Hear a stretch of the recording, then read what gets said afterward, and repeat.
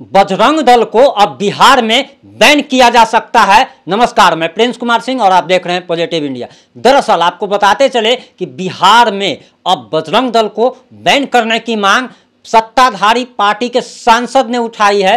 दरअसल ये मामला जो है कर्नाटक से खड़ा हुआ और कर्नाटक से होता हुआ बिहार पहुंचा है और बिहार के रास्ते झारखंड भी पहुंच चुका है। यानी कि कर्नाटक में जैसे ही कांग्रेस ने अपने घोषणा पत्र में यह घोषणा किया कि वह अगर सरकार में आती है तो बजरंग दल को बैन किया जाएगा। इसके बाद प्रधानमंत्री नरेंद्र मोदी जब कर्नाटक में चुनावी सभा में जाते हैं तो वहां पे बजरंग बली के जयकारे लगवाते हैं। लाखों लोग बजरंग बली के जयकारे लगाते हैं। वहीं प्रधानमंत्री नरेंद्र मोदी जी ये घोषणा करते हैं और लोगों से अपील के साथ साथ आग्रह भी करते हैं कि 7 बजे 4 मई को 7 बजे शाम में हर मंदिर में हनुमान चालीसा का पाठ किया जाएगा। और उनकी इस घोषणा के बाद कर्नाटक के हजारों लाखों मंदिर में हनुमान चालीसा का पाठ किया जाता है और वो विहंगम दृश्य देखकर आप आनंदित हो उठते हैं। आपको बताते चले कि लेकिन अब ये आग जो है बिहार में पहुंच चुकी है और बिहार में आप सभी जानते हैं कि महागठबंधन की सरकार है।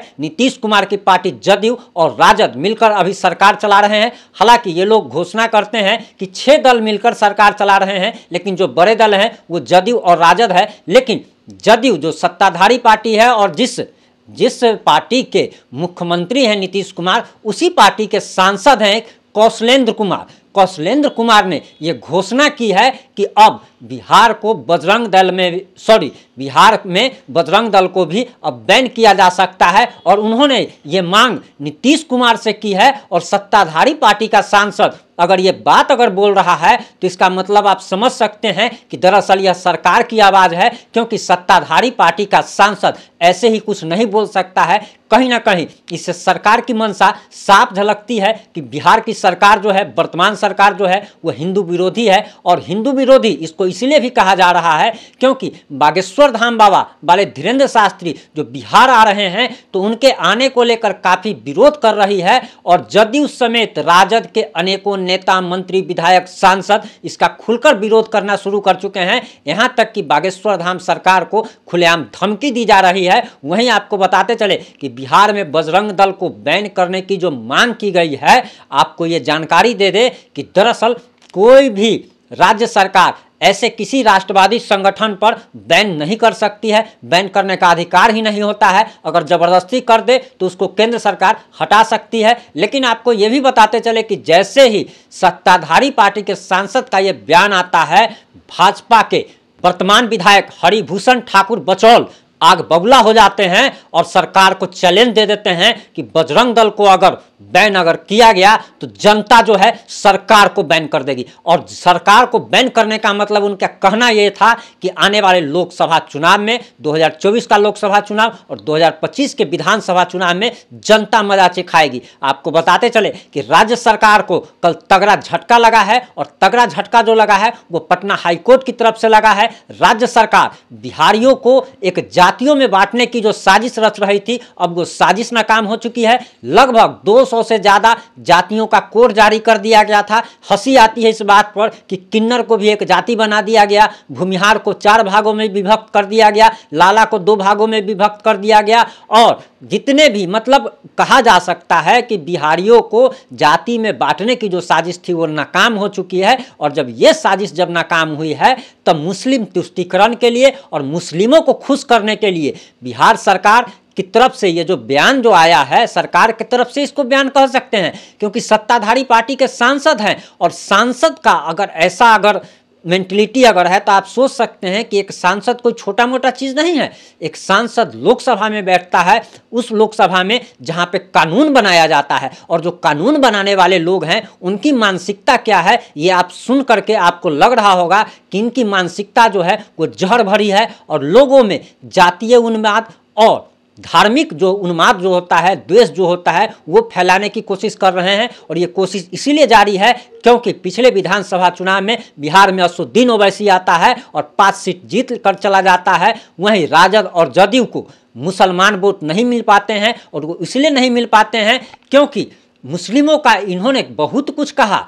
बहुत सारे वादे किए, लेकिन कभी कोई वादा पूरा नहीं किया और लगातार जो है उसकी तुष्टीकरण करते रहे, वोट लेते रहे, वोट बटोरते रहे, उनको उनके भलाई के लिए, विकास के लिए कुछ नहीं किया। मुस्लिम अब इनको समझ चुके हैं, तो मुस्लिम वोट नहीं मिल रहा है, तो इसलिए मुस्लिम वोट को खुश करने के लिए हिंदूवादी संगठन हो या हिंदू संत जो हैं उन पर हमला लगातार किया जा रहा है और सरकार की तरफ से किया जा रहा है। आप समझ सकते हैं कि बजरंग दल क्या है। बजरंग दल सिर्फ एक हिंदूवादी संगठन नहीं है, बल्कि बजरंग दल के बारे में हम विशेष तो नहीं जानते, लेकिन जितना जानते हैं आपको बताना जरूरी समझते हैं। बजरंग दल बिहार में जब भी, बिहार को तो छोड़ दीजिए, देश में कहीं भी कोई भी प्राकृतिक आपदा आती है या कोई भी वैसी आपदा आती है, बजरंग दल हमेशा खड़ा होता है, चाहे वो कोरोना का समय हो या खून देने का। बजरंग दल जो है हर सप्ताह एक साप्ताहिक रक्तदान कार्यक्रम का आयोजन किया जाता है। रक्तदान सबसे बड़ा दान होता है और रक्त जो है, जो दान किया जाता है वो हिंदू को लगेगा या मुस्लिम को लगेगा ये कोई नहीं जानता है, और बजरंग दल समाज के लिए काम करता है।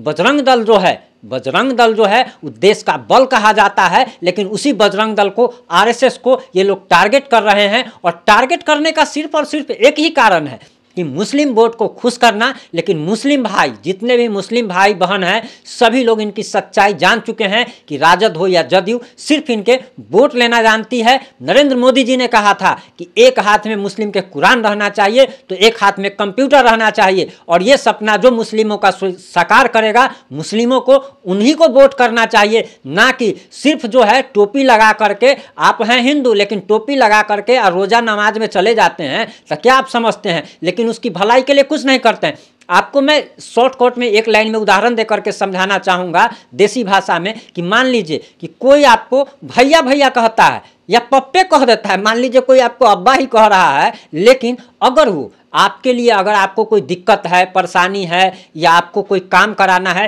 तो उस समय अगर वो मदद नहीं करता है, तो सुखले भैया चाचा पापा कहने से तो कोई फायदा है नहीं, फ्री का इज्जत लेने से तो कोई फायदा है नहीं। समझ रहे हैं ना बात को? इसलिए फ्री का इज्जत मत लीजिए, और जो आपके विकास के लिए काम करे उसी को वोट दीजिए। और मुस्लिमों को खुश करने की जो इनकी जो रणनीति है ये अब फेल होगी, और बिहार की जनता फेल करेगी, और बिहार की जनता जाति धर्म से ऊपर उठकर, जाति धर्म के बंधन को तोड़कर बिहारी अस्मिता के लिए, बिहार के विकास के लिए आने वाले चुनाव में वोट करेगी। ऐसा बिहार की जनता का कहना है, क्योंकि बिहार एक मजदूर प्रोडक्शन स्टेट है। बिहार के लाखों करोड़ों लोग देश में, देश के कोने कोने में जाकर मजदूरी करते हैं, कितनी दिक्कत से रहते हैं। आप जरा सोचिए कि अपना घर द्वार कौन छोड़ना चाहता है, और अपना घर द्वार छोड़कर कोई एक कमरे के मकान में 4 परिवार रहता है, 5 परिवार रहता है, उसी में हगना रहना, खाना पीना सब कुछ, मतलब आप समझ लीजिए, मतलब एक रूम में ही सारा कुछ, कितनी दिक्कत से लोग रहते हैं। अपना गांव छोड़ करके, अपना जिसका इतना बड़ा बड़ा घर हो वो छोड़ करके, और शहर के एक कमरे में, मतलब एक तरीके से समझ सकते हैं कि उसको क्या कह सकते हैं, जंजीर में बांध करके, मतलब एक पिंजरे में जो शहर का जो जीवन होता है वो एक पिंजरे का जीवन होता है। एक फ्लैट का जीवन जो होता है वो ज़्यादा से ज़्यादा 500 स्क्वायर फीट, 1000 स्क्वायर फीट में, और गांव का जो होता है वो खैर उसका कहना ही कुछ नहीं है। अगर आपको हमारी रिपोर्टिंग पसंद आती है तो चैनल को सब्सक्राइब करें, अगर फेसबुक पेज पर देख रहे हैं तो वीडियो को ज़्यादा से ज़्यादा शेयर करें, और अगर आप बजरंग दल को सपोर्ट करते हैं तो चैनल को सब्सक्राइब करना ना भूलें। जुड़े रहें हमारे साथ। जय हिंद, जय भारत, जय जय बिहार।